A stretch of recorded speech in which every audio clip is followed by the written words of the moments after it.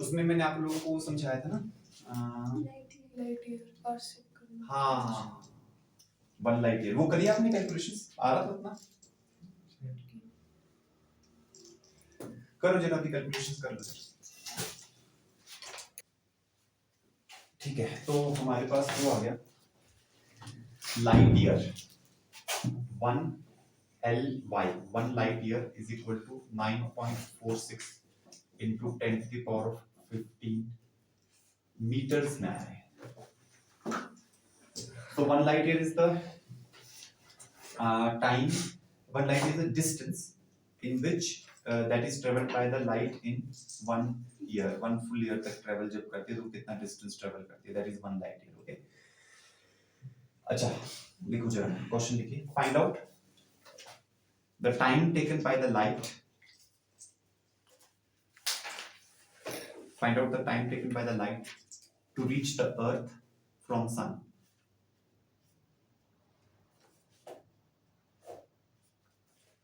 Find out the time taken by the light to reach the earth from sun.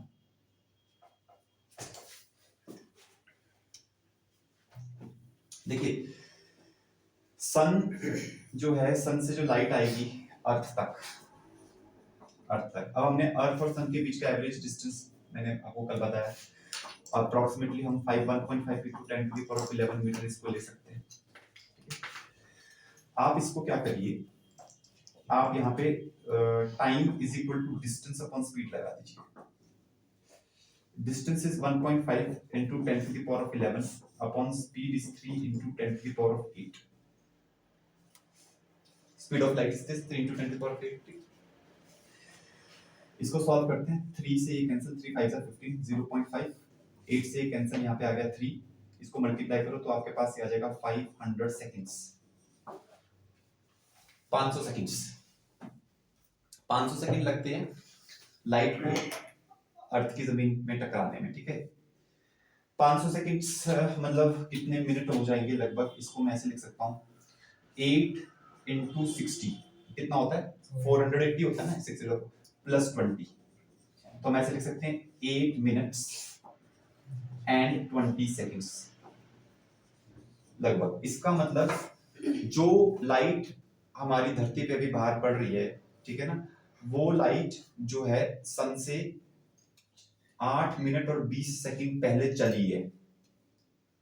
काफी होते हैं 8 minute, कोई कम नहीं है, मतलब काफी टाइम लग रहा है। 8 minute is substantial, speed of light is quite large, 3 into 10 to the power of 8, तो लाइट को भी यहां तक आने में लगभग इतना टाइम लग जाता है। इसका मतलब आप उस लाइट को, उस सन को, जब आप सन को देख रहे हो तो आप सन को 8 मिनट और 20 सेकंड पहले वाले सन को देख रहे हो। अभी जैसे सन है, सन के सरफेस पे बहुत कुछ एक्सप्लोजन्स हो रहे होते हैं, ठीक है, जो कि साइंटिस्ट लोग उनको स्टडी करते रहते हैं, ठीक है। तो अगर मान लो सन के सरफेस पे कोई एक्सप्लोजन हुआ और यहाँ पे अर्थ के ऊपर बैठे हुए किसी साइंटिस्ट ने उसको ऑब्जर्व किया, तो वो एक्सप्लोजन अभी थोड़ी हुआ होगा, वो तो पास्ट में हो चुका है, 8 मिनट पहले, 500 सेकंड पहले हो चुका है। समझ में आ रही बात, ठीक है। Sun is the closest star to us, सबसे पास वाला स्टार जो हमारे लिए है वो क्या है, वो सन है। बाकी सब स्टार्स भी है, सौर मंडल में तो अपना जो ये है, there are infinite number of stars present, ठीक है। So many stars are there and many stars are many light years away. For example, अगर कोई स्टार हमारे पास है, let us suppose that is 5 light year away, उसका जो distance है वो 5 लाइट ईयर है। 1 light year is this much distance, 5 light year का मतलब होगा इसको 5 से मल्टीप्लाई करेंगे। दूसरे शब्दों में 1 light year is the distance travelled by the light in 1 year. अगर कोई स्टार 5 लाइट ईयर्स की दूरी पर है तो वहां से, उस स्टार से अर्थ तक लाइट को आने में कितना टाइम लगेगा, 5 साल लग जाएंगे। तो अगर हम यहां पर बैठ करके उसको ऑब्जर्व कर रहे हैं तो हम उसको 5 साल पुराना ऑब्जर्व कर रहे हैं। Are you understanding? So the point I want to emphasize here is that we can never see the present. हम presently galaxies को देख ही नहीं सकते। Galaxies, stars, whatever is happening in the universe, we can't see it in present moment. It is impossible to see the entire universe in present moment. तुम रात को stars को देखते हो तो तुम वो स्टार्स को कई साल पुराने स्टार्स को देख रहे हो बेसिकली, जितने भी लाइट ईयर्स वहां से आ रही है। I don't understand this thing. इसका मतलब क्या हुआ? इसका मतलब ये हुआ कि तुम प्रेजेंट में कभी यूनिवर्स को देख ही नहीं सकते, कहानी खत्म। Now this is a very big problem that we are facing in the space exploration. हम जो है, अगर कोई, आप लोग you must have heard about supernova explosions and all these things, ऐसे सुना है कभी? ठीक है, देयर आर समथिंग ना, बहुत कुछ होता है यूनिवर्स में, बहुत कुछ हो रहा है। In fact it's very fascinating if we study about universe, it's very very fascinating, ठीक है। और बहुत कुछ हो रहा है। Supernova explosions are the one of the kind of explosions of the stars। Star की भी एक लाइफ हिस्ट्री होती है कि स्टार कैसे बनता है, फिर आगे क्या होता है, ठीक है। तो बहुत सारी चीजें होती है, तो वो सब चीजें होती रहती है यूनिवर्स में, हो रही है। और बहुत सारे साइंटिस्ट जो अर्थ पे बैठे हैं वो सब व्यू करते हैं, बट वो कब व्यू करते हैं? जब वो 10-15 साल पहले की चीजें व्यू कर रहे होते हैं, ठीक है। तो we can't see our universe, we are not seeing. अच्छा, इनफैक्ट मैं तुम्हें ये चीज बताता हूँ कि ये जो कॉन्सेप्ट मैं आपको सिखा रहा हूँ, ये कॉन्सेप्ट जो है हम हर उस पे लगा सकते। जैसे मैं बोल रहा हूँ, तुम सुन रहे हो, तुम्हें तो लग रहा है जैसे जैसे सर बोल रहे हैं वैसे वैसे हम सुन रहे हैं, लेकिन ये तो सच नहीं हो सकता, क्योंकि मेरे मुंह से साउंड वेव्स को जा करके तुम्हारे कान के अंदर जाने में कुछ तो टाइम लगेगा। वो टाइम लैग बहुत कम होगा, ऑफ कोर्स, क्योंकि हम बहुत क्लोज बैठे हुए होगा, टाइम लैग वो कम होगा, ठीक है। अच्छा, पहले तो मैंने बोला, late us suppose this is my mouth, यहां से मैंने साउंड वेव्स भेजी, ठीक है। साउंड वेव्स पे उनकी स्पीड 332 मीटर पर सेकंड की स्पीड होती है साउंड वेव्स की, ठीक है। अच्छा, ये आपका कान है, इस कान के अंदर यहाँ पे ईयर ड्रम है, तो यहाँ से साउंड वेव्स गई और ये ईयर ड्रम के साथ टकराई। ईयर ड्रम के पीछे यहाँ पे नर्वस सिस्टम होता है हमारी बॉडी में, आप लोगों को पता है, मेडिकल स्टूडेंट्स को अच्छी तरह से पता है, नर्वस सिस्टम होता है। अब वो नर्वस सिस्टम्स में नर्व्स होते हैं, न्यूरॉन्स होते हैं, वो सब के सब जो हमारे कान के पर्दे हैं वहां पर नर्व्स लगी हुई हैं। वो नर्व्स जो हैं, वो नर्व्स उस मैकेनिकल जो साउंड वेव का जो सिग्नल है उसको इलेक्ट्रिसिटी में कन्वर्ट करते हैं एक्चुअली, और वो इलेक्ट्रिसिटी यहाँ से जाती है और हमारे स्पाइनल कॉर्ड से, जो है हमारा सेंट्रल नर्वस सिस्टम, तो सभी ने सुना होता है, ठीक है ना, वहां पे प्रोसेसिंग होकर के हमारे ब्रेन में जाती है बेसिकली। अच्छा, उसको होने में भी टाइम लगता है हमारे ब्रेन, क्योंकि हाँ, जब वो साउंड आपके कानों पे पड़ गई तब आपको सुनाई थोड़ी दी, सुनाई आप उसको समझे कब? जब ब्रेन में प्रोसेसिंग हुई। तो यहां से निकलना, यहां से जाना, फिर यहां से ऊपर ब्रेन तक जाना, इस सब में कुछ टाइम लगेगा। तो इसका मतलब तुम मेरे को हमेशा पास्ट में ही सुन रहे हो।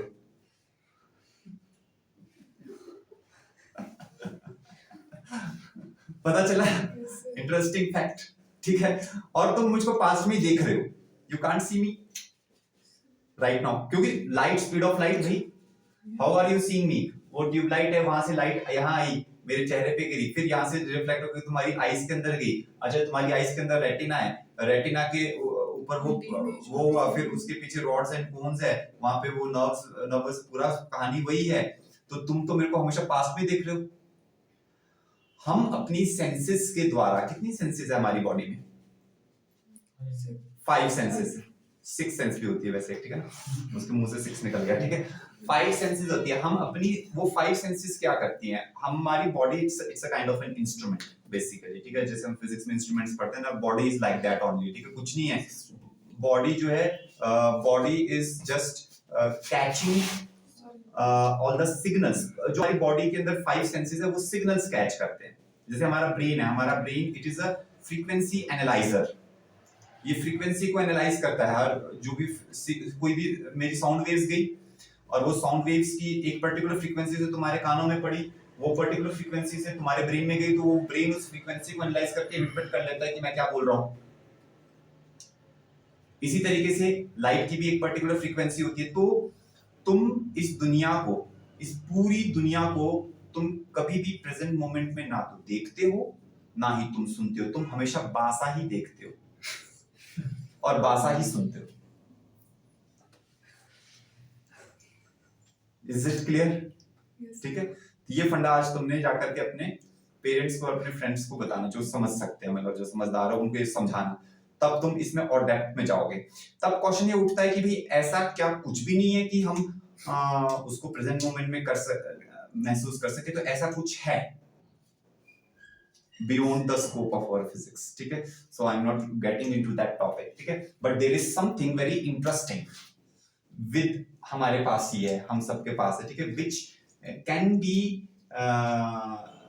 be felt or which can be touched at the present moment, ठीक है, but the outer world में तो कुछ भी नहीं है, क्योंकि जो सेंसेस है, सेंसेस से बाहर से कुछ भी वेव्स और फ्रीक्वेंसीज आएंगी वो तो बेसिकली जो है वो तो कुछ ना कुछ वेव्स एंड फ्रीक्वेंसीज जो भी, चाहे साउंड वेव हो, चाहे लाइट वेव हो, चाहे हीट वेव हो, हीट वेव भी जैसे आती है तो हम सन है, सन से हम heat wave is also coming, whatever waves are coming our body is receiving, whatever waves are receiving we are receiving that always in the past, ठीक है।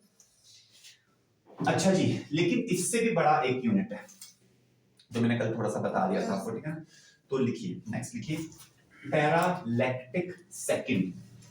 Parsec is the short form है, उसका नाम है पैरालैक्टिक second, ठीक है। पैरालैक्टिक second थोड़ा बड़ा हो जाता है वर्ड, तो इसको शॉर्ट में पार्सेक बोलते हैं, PARSEC, पार्सेक, पैरालैक्टिक सेकंड और पार्सेक, ठीक है। नाउ व्हाट इट इज, इसको देखते हैं जरा, लेकिन it is defined as the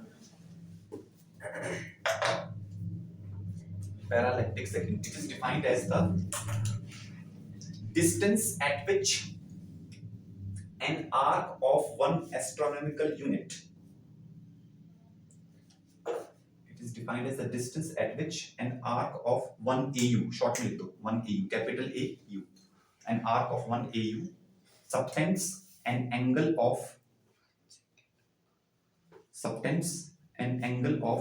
1 second, subtends an angle of 1 second।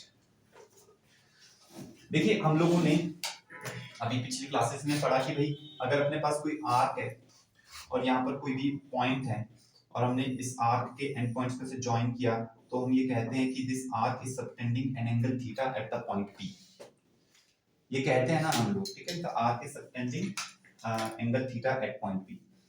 अब देखो पैरालैक्टिक सेकंड पार्सेक की डेफिनेशन में ये चीज यूज होती है, ये बोल रहे हैं कि आपके पास ये जो आर्क है ये इतनी बड़ी है जितनी 1 एस्ट्रोनॉमिकल यूनिट है। 1 एस्ट्रोनॉमिकल यूनिट आपको पता ही है 1.5 × 10⁻11 मीटर, इतनी बड़ी आर्क, मतलब अर्थ और सन के बीच का जो डिस्टेंस है उतनी बड़ी आर्क, ठीक है। उतनी बड़ी आर्क अगर किसी पॉइंट पे बहुत ही ज्यादा छोटा एंगल सबटेंड कर रही हो, इतना बड़ा नहीं, ये तो हम तो बना ही नहीं सकते ना, ये तो बोर्ड है 8x6 का बोर्ड है, इस पे हमने पैरालैक्टिक सेकंड क्या बनाना, ठीक है ना, इस पे तो AU नहीं बना सकते, कुछ नहीं बना सकते, पैरालैक्टिक सेकंड कुछ बनेगा नहीं इस पे, ठीक है, ये तो सिर्फ इमेजिनेशन वाली बात है। लेकिन अभी मैं तुम्हें इमेजिन करा देता हूँ, यहाँ पे देखो, तो ये लेंथ कितनी है भाई, ये लेंथ है 1 एस्ट्रोनॉमिकल यूनिट के बराबर, बहुत ही ज्यादा बड़ी, 1.496 × 10⁻11 मीटर, ह्यूज, ठीक है। और ये angle very very small, 1 second, 1 second बोला ना मैंने आपको, Yes, sir. तो ये इतना छोटा एंगल है। अच्छा जी, अब जरा इसका हिसाब किताब करें। अच्छा 1 सेकंड कितना छोटा एंगल होता है, जरा उसको भी देखें। देखिए ऐसा होता है, आप लोगों को पता है,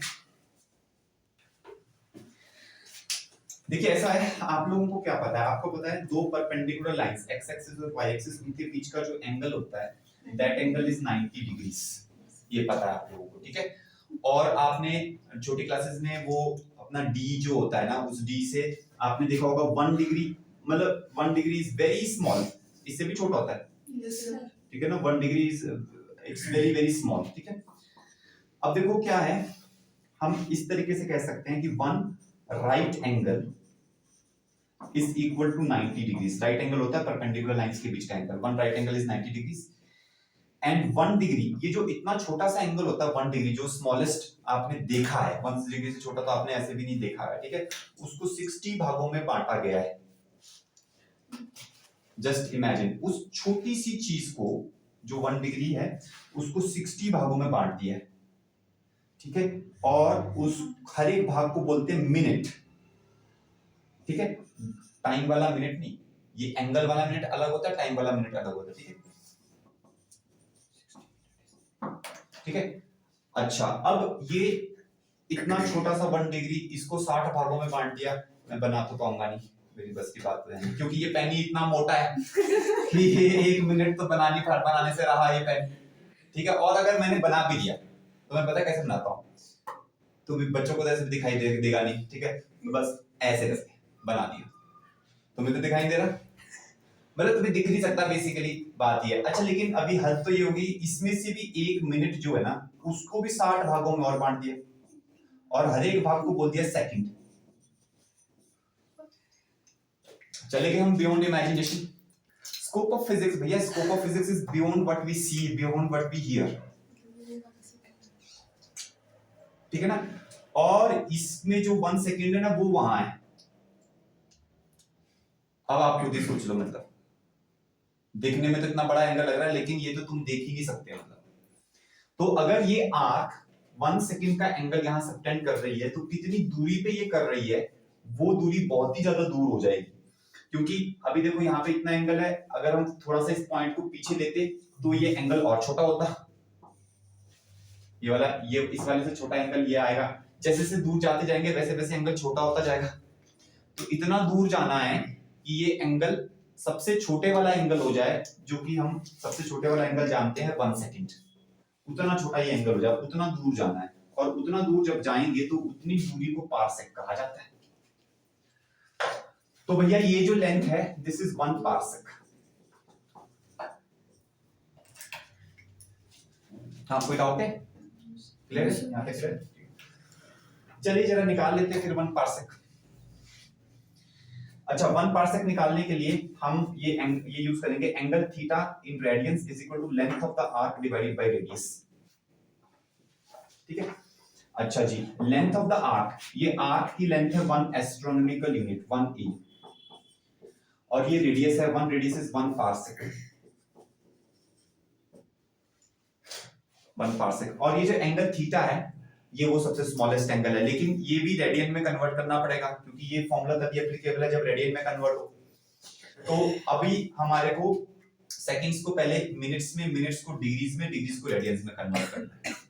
यहीं से पता चल रहा है 60 सेकंड्स इज 1 मिनट, तो 1 second is equal to 1 upon 60 minutes, dash single dash मतलब मिनट्स, डबल डैश मतलब सेकंड्स, ठीक है।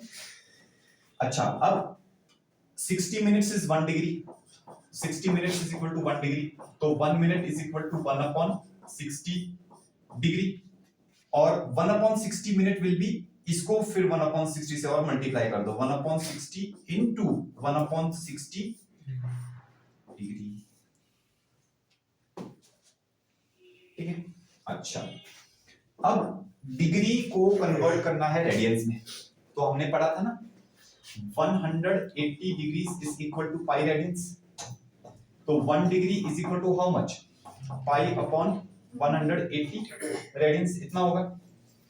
तो 1 डिग्री में इतना रेडियंस होता है, तो इतना डिग्री में कितना रेडियंस होगा, तो इतना डिग्री में होगा 1 upon 3600 into pi upon 180 radians. तो ये जो सबसे छोटा एंगल है ये इतने रेडियंस के बराबर है, बात समझ में आ रही है सबको, ठीक है। अच्छा, तो यहाँ पे लिख लेते हैं, ये एंगल को रेडियंस में लिख लेते हैं, pi upon 3600 into 180 is equal to 1 astronomical unit 1 AU upon 1 parsec. अब हमें 1 पारसेक निकालना है कि ये कितना डिस्टेंस होगा, ठीक है। तो 1 पारसेक को मैं यहां ले आया, और ये सारी चीज को मैं 1 एस्ट्रोनॉमिकल यूनिट के साथ ले जा रहा हूं, तो 1 parsec is equal to 3600 into 180, 1 AU multiplied by 3600 into 180 upon pi, तो 1 parsec is this much of distance, metres में आएगा, अभी 1 AU को हम मीटर्स में डाल देते हैं, ठीक है। तो 1 parsec is equal to 1 AU को चलो 1.496 into 10 to the power of 11 into 3600 into 180 divided by pi। चलो जरा कैलकुलेट करो इसको। 1.496 ये 10 to the power of 11, इसमें से मैं 3.6 ले रहा हूँ, यहाँ पे 3.6 ले रहा हूँ, इसमें से मैं 1.8 ले रहा हूँ, मल्टीप्लाई बाय 11 0 यहाँ पे 11 12 13 14 15 16 10 to the power of 16 divided by pi। pi is 3.142। 10 to the power of 16 मैंने अलग कर दिया, कैलकुलेट करो जरा कितना आ रहा है।